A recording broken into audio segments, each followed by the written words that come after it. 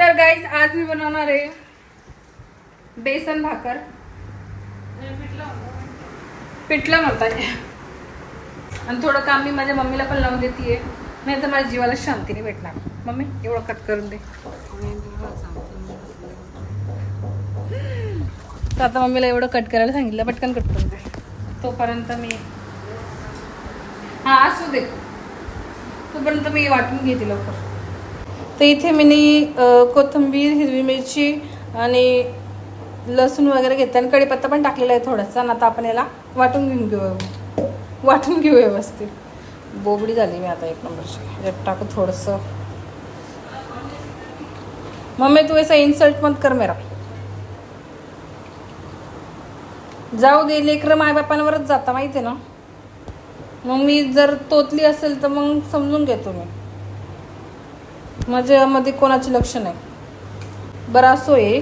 आता याचं चांगलं वाटण करून घेऊ आपण. चला. तर हे बघा, मी आता हे वाटून घेतलेलं आहे. ते काही प्लेट वगैरे मध्ये नाही टाकायचं, ते आताच राहायचं. तरी काय भांडे भरवायचीच नाही अजिबात. गसावं कोणाला लागतं म्हणजे मम्मीला, म्हणून माझ्या मम्मीला त्रास द्यायचं मला. तर इथे मी एक कढाई घेतलेली आहे.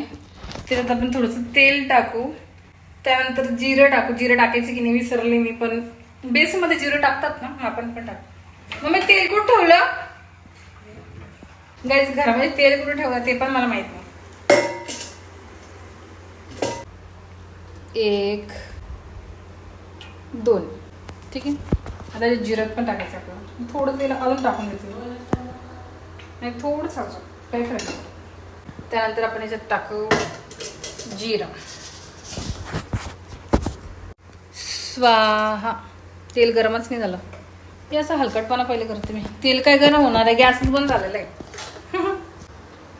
माझी मम्मी मला शिवाय देते म्हणातलं, मला आवाज येतोय मम्मीचा. तर मम्मीकडून इच्छा नसल्यावर पण जोर जबरदस्तीने मी कांदा टोमॅटो कट करून घेतलेला. आपण तो टाकू, पण नंतर टाकू.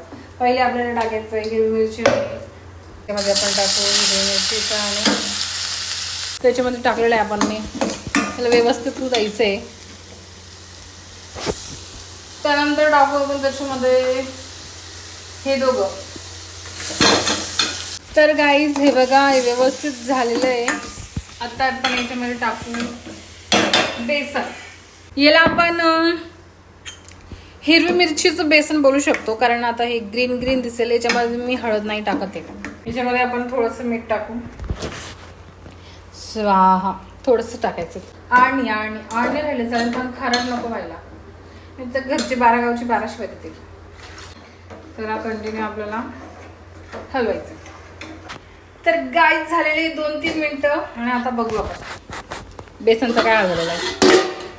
झालं ना, व्यवस्थित झालेलं आहे. तर बघू, टेस्ट करू कसं झालेलं आहे. पिठलं आणि बेसन एकच नाव आहे दोघांचं एकच नाव आहे, पण ती वेगवेगळ्या गावामध्ये वेगवेगळी भाषा बोलतात ना, तसंच आहे. काही लोक पिठलं बोलतात, काही लोक बेसन बोलतात. तर आता मी तुम्हाला टेस्ट करून सांगते, आणि जे असेल मी ते खरंच सांगेल, मी खोटं नाही बोलणार.